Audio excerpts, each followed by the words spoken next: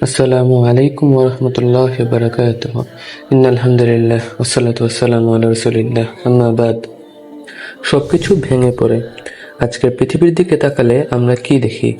America, চীন আর রাশিয়ার ঠান্ডা লড়াই, ইউরোপের বুকে যুদ্ধ, মধ্যপ্রাচ্যে জেনোসাইড আর আগ্রাসন, আফ্রিকায় আগুন, এশিয়ার অস্থিরতা, জলবায়ু বিপর্যয়, পারিবারিক ও নৈতিক ভাঙ্গন।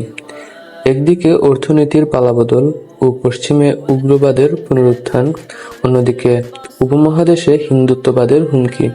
খুদ আমাদের সমাজ ও রাষ্ট্রের গভীর অস্থিরতা, তালিকাটা অনেক লম্বা। এগুলোকে আমরা সচরাচর বিভিন্ন অঘটন হিসেবে দেখি, কিন্তু একটু দূর থেকে দেখলে বোঝা যায় এগুলো একেবারে বিচ্ছিন্ন না, বরং বিশাল ক্যানভাসে আঁকা প্রলয়ের এক এক অংশের খণ্ড ছবি। প্রচুর বৈচিত্র্য সত্ত্বেও একটা জায়গাতে গিয়ে বর্তমান বিশ্বের পরিবর্তন আর সংকটের স্রোতগুলো মিলে যায়। প্রতিটি সংকট আমাদের দেখিয়ে দেয় পুরনো কাঠামো দিয়ে আর কাজ হবে না। ক্রমশ অচল হয়ে যাচ্ছে বিদ্যমান ব্যবস্থা। বহুকেন্দ্রিক বিশ্ব। বর্তমানের পালাবদলগুলোর মধ্যে সম্ভবত সবচেয়ে বড় পরিবর্তন হলো বিশ্ব এককেন্দ্রিক থেকে বহুকেন্দ্রিক হয়ে ওঠা। মনে করুন, কোনো এলাকায় সন্ত্রাসী চাঁদাবাজ আছে কেবল একজন। সে একাই প্রভাব খাটায়, একাই চাঁদা তুলে সবার কাছ থেকে। এলাকার তার কথাই চলে। এটাকে এককেন্দ্রিক কাঠামোর উদাহরণ হিসেবে ধরতে পারেন। আর ওই এলাকায় যদি মোটামুটি কাছাকাছি ক্ষমতার কয়েকজন সন্ত্রাসী বা চাঁদাবাজ থাকে, যাদের মধ্যে চাঁদা তোলা থেকে শুরু করে ফুটপাত দখলের মতো নানা কিছু নিয়ে সারাক্ষণ রেষারেষি লেগেই আছে, তাহলে সেটা বহুকেন্দ্রিক কাঠামো। দ্বিতীয় বিশ্বযুদ্ধের পর পৃথিবীতে পরাশক্তি ছিল দুটো, মার্কিন যুক্তরাষ্ট্র আর সোভিয়েত ইউনিয়ন। দশকের পর দশক ঠান্ডা লড়াই চলেছিল তাদের মধ্যে, কিন্তু 90-এর দশকের শুরুতে অনেকটা হঠাৎ করেই সোভিয়েত ইউনিয়নের পতন ঘটল। আমেরিকা হয়ে গেল বিশ্বের একমাত্র পরাশক্তি। এটাকে বলা হতো এককেন্দ্রিক মুহূর্ত। কিছু সময়ের জন্য চারিদিকে মার্কিন মডেলের জয় জয়কার শোনা গেল, যেন আমেরিকার কথাই শেষ কথা। রাষ্ট্রবিজ্ঞানী ফ্রান্সিস ফুকুইয়ামা রীতিমতো ইতিহাসের সমাপ্তি ঘোষণা করে ফেললেন।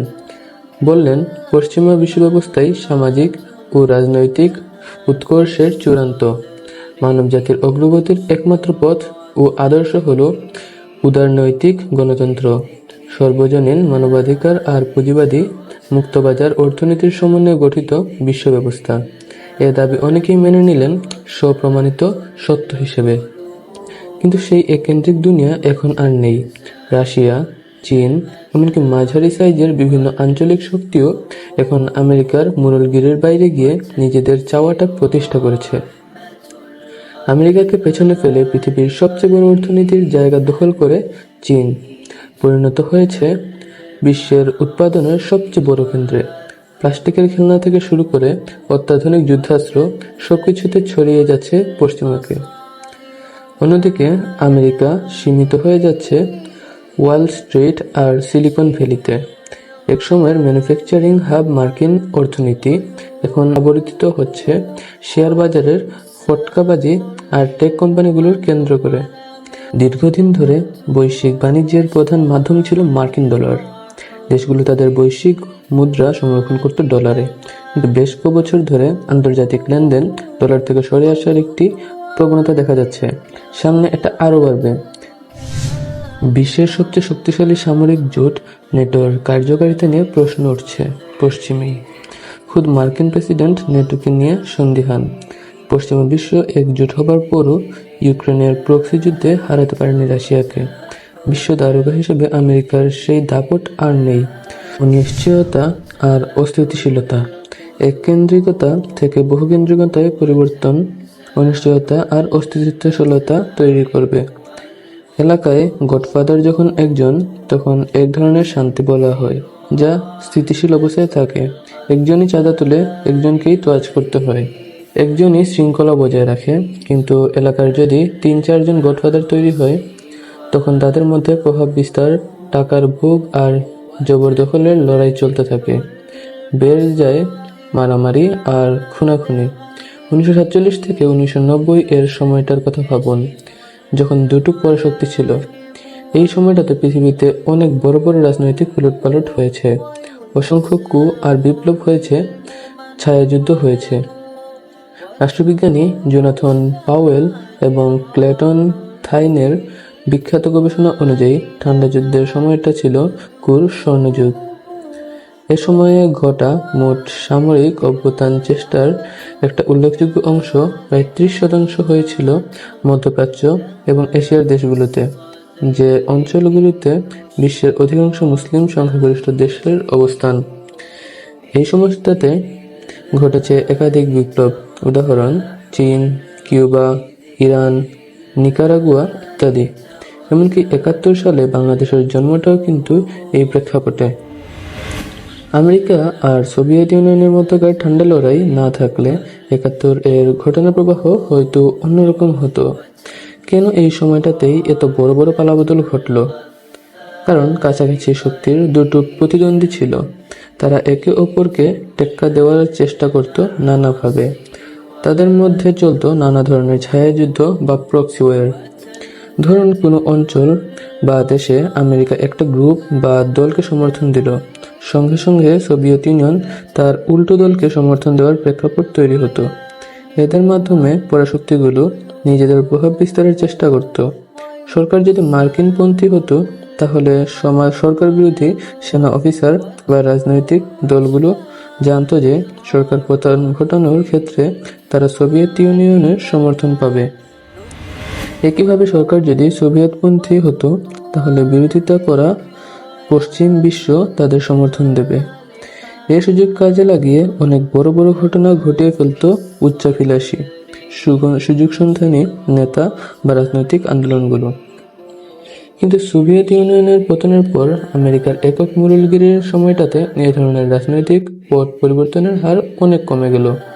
90-এর পর এ ধরনের বেশিরভাগ পালাবদল হয়েছে মার্কিন পরিকল্পনা মাফিক।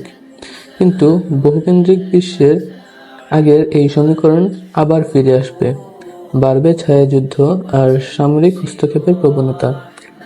ছোট কিন্তু ভূ-রাজনৈতিক কিংবা অর্থনৈতিকভাবে গুরুত্বপূর্ণ দেশগুলোতে পরাশক্তিগুলো হাত ঢুকাবে না, নানাভাবে প্রভাব খাটানোর চেষ্টা করবে আঞ্চলিক শক্তিগুলোতেও।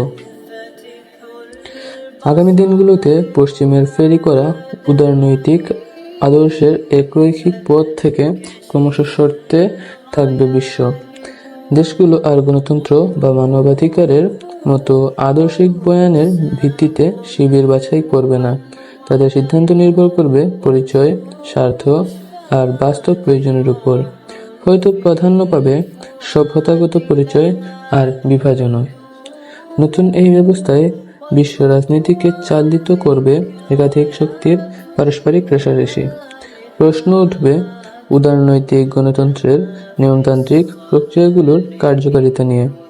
এই সুযোগে নিয়মতান্ত্রিকতার বাইরে থাকা এবং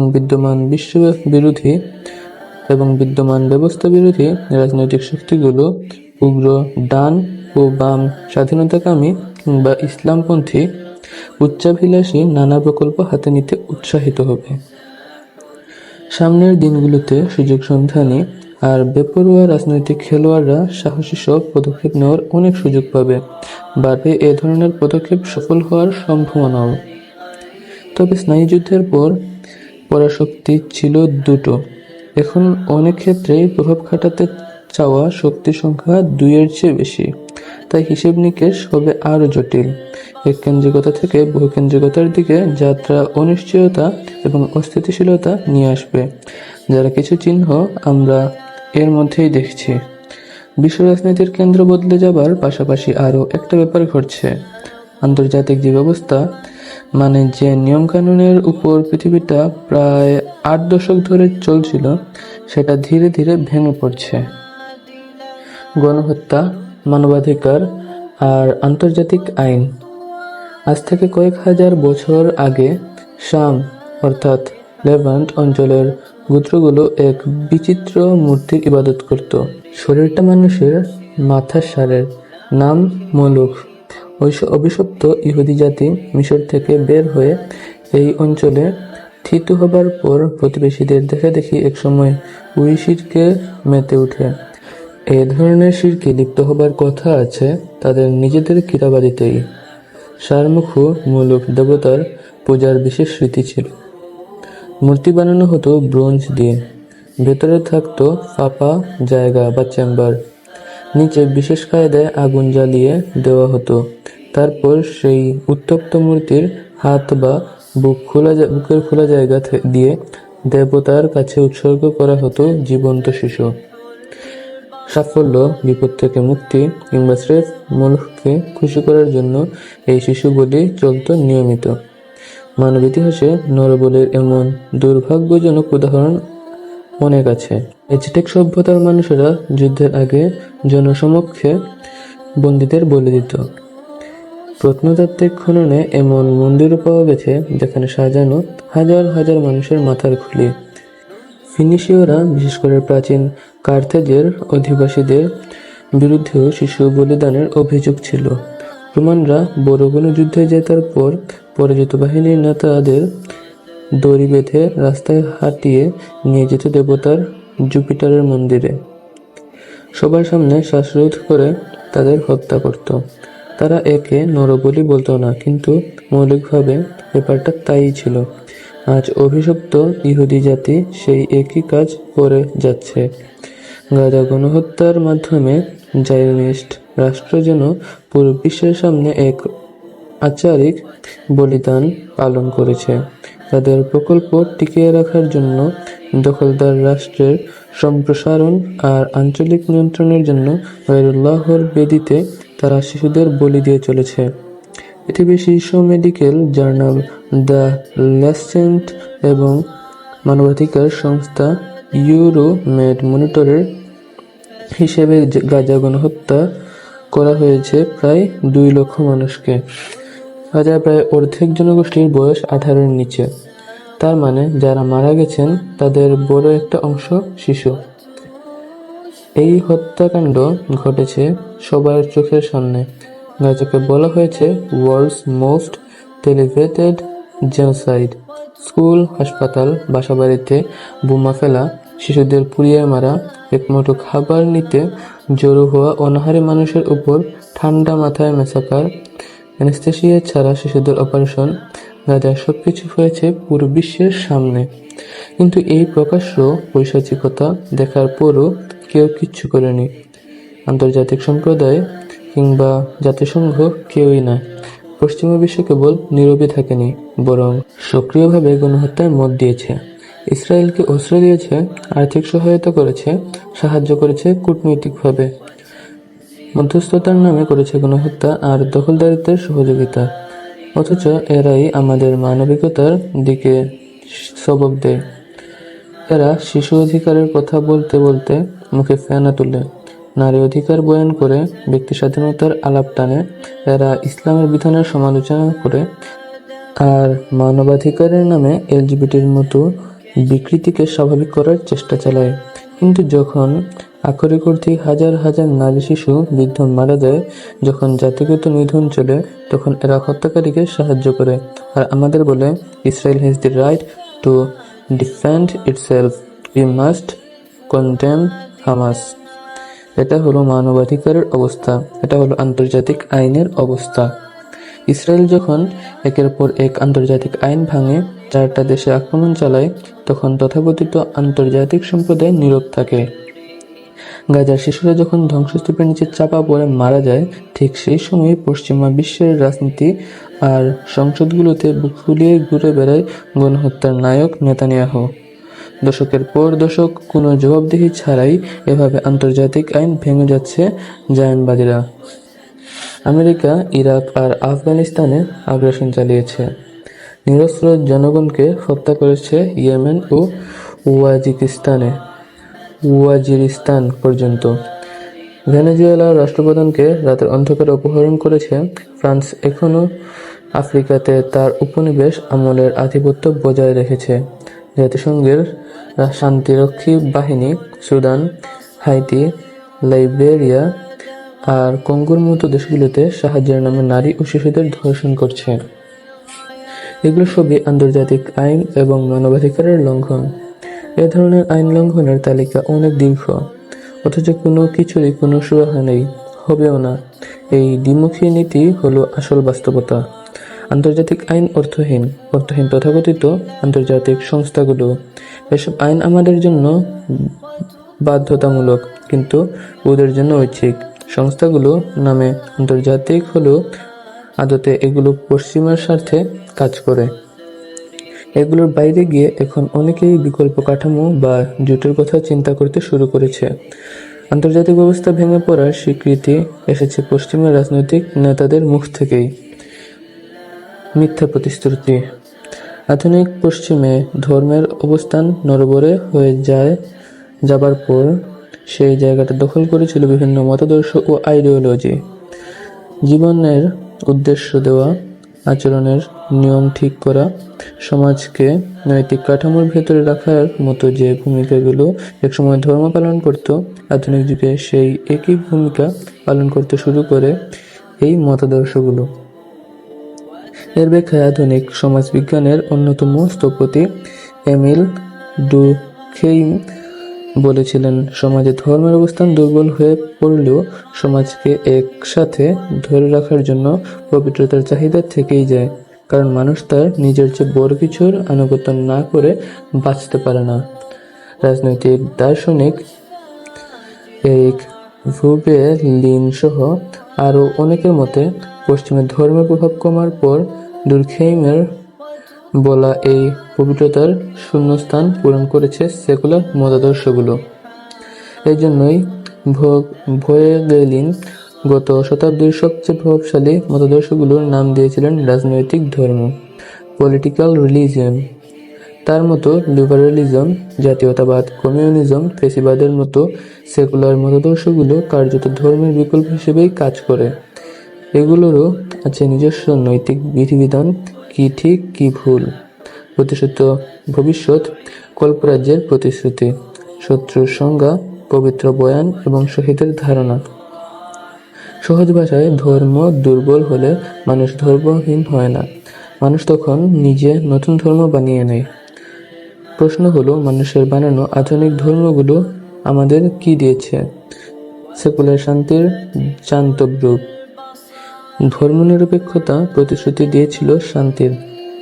বলেছিল ধর্মের নামে শাসন হলে যুদ্ধ বিভেদ হয় হানাহানি আর কাটাকাটি। ধর্মনিরপেক্ষ ব্যবস্থা এই সমস্যার সমাধান করবে। ধর্মীয় সহিংসতার দাওয়াই হলো সেকুলার মতাদর্শ, সেকুলার শাসন, সেকুলার সমাজ। কিন্তু সেকুলার ব্যবস্থা কি পেরেছে প্রতিশ্রুত সেই শান্তির প্রচেষ্টা করতে? সংখ্যা এবং ধ্বংসযজ্ঞের মাত্রার বিচারে গত 2000 বছরের ইতিহাসে বিংশ শতাব্দী ছিল সবচেয়ে সহিংস। লেখিকা মার্গারেট ড্রাবল একে বলেছেন এক জান্তব শতাব্দী। তবে এটা একেবারেই মানবীয় কৃতিত্ব। মানুষ এবং মানুষের বানানো নানা আদর্শই এই অবিশ্বাস্য মাত্রার ধ্বংসের নির্মাতা। সেকুলার বিশ্ব আমাদের দিয়েছে 2 বিশ্বযুদ্ধ, যেখানে জাতীয়তাবাদ আর ফেসিবাদ বেদিতে বলি হয়েছে প্রায় 8 কোটি মানুষ। দিয়েছে সোভিয়েত ইউনিয়ন আর মাওবাদী চীনের মতো রাষ্ট্র ব্যবস্থা, যেখানে সাম্যবাদ বা সমাজতন্ত্র প্রতিষ্ঠার নামে হত্যা করা হয়েছে আরও প্রায় 10 কোটি মানুষ। ক্যাম্বোডিয়ার কিলিং ফিল্ড থেকে শুরু করে লাইবেরিয়া, ভিয়েতনাম থেকে ইরাক, আধুনিক মতাদর্শ নামে সারা বিশ্বে চলছে পাইকারি হত্যাকাণ্ড। বিখ্যাত রাষ্ট্রবিজ্ঞানী এবং যুক্তরাষ্ট্রের সাবেক জাতীয় নিরাপত্তা উপদেষ্টা জগি গনিও ব্রেজেজিঙ্কির হিসাব মতে বিংশ শতাব্দীতে কেবল রাজনৈতিক সংঘাত এর সেকুলার মতাদর্শের কারণে মারা গেছে প্রায় 17 কোটি মানুষ। কিন্তু এই হিসাবও ছড়িয়ে গেছে রাষ্ট্রবিজ্ঞানী আরজে রুমেল এর দেওয়া তথ্য। তিনি দেখিয়েছেন বিংশ শতাব্দীতে সেকুলার রাষ্ট্রগুলো অন্য দেশের যত মানুষ মেরেছে তার চেয়ে নিজ নাগরিকদের মেরেছে অনেক বেশি। তার হিসাব অনুযায়ী এই সময় রাষ্ট্রগুলো নিজেরাই প্রায় 26 কোটি মানুষকে ঠান্ডা মাথায় হত্যা করছে। রুমেলের এই রাষ্ট্রীয় হত্যাকাণ্ডের নাম দিয়েছেন ডেমোসাইড। যে সেকুলার রাষ্ট্র ব্যবস্থা শান্তি আর নাগরিকদের জানমালের নিরাপত্তা দেওয়ার শপথ নিয়ে তৈরি হয়েছিল, সেই রাষ্ট্রযন্ত্রই 100 বছরে 26 কোটি মানুষকে মেরে ফেলেছে। আর এই সব কিছু হয়েছে সেকুলার মতাদর্শগুলোর নামে। জাতীয়তাবাদ, সমাজতন্ত্র, ফ্যাসিবাদ, উদারনৈতিক গণতন্ত্র, প্রত্যেকেই নিজের শ্রেষ্ঠত্ব প্রমাণের জন্য জান্তব দৌড়ে নেমেছিল। প্রত্যেকেই কোটি কোটি নিরীহ মানুষের জীবনকে বলি দিয়েছে সেকুলার শান্তির বেদিতে। ইতিহাসে অন্য যে কোনো সময় চেয়ে গত 150 বছরের মানবাধিকার, শান্তি আর ধর্মনিরপেক্ষতার কথা বলা হয়েছে সবচেয়ে বেশি। একই সাথে ধর্মকে সমাজ থেকে বিতাড়িত করার চেষ্টাও চলেছে পুরোদমে। আর ঠিক এই সময়টাতেই সেকুলার মতাদর্শ আর সেকুলার রাষ্ট্রের নাম পৃথিবী দেখছে ইতিহাসের সবচেয়ে ভয়াবহ, সবচেয়ে অবিশ্বাস্য মাত্রার সহিংসতা।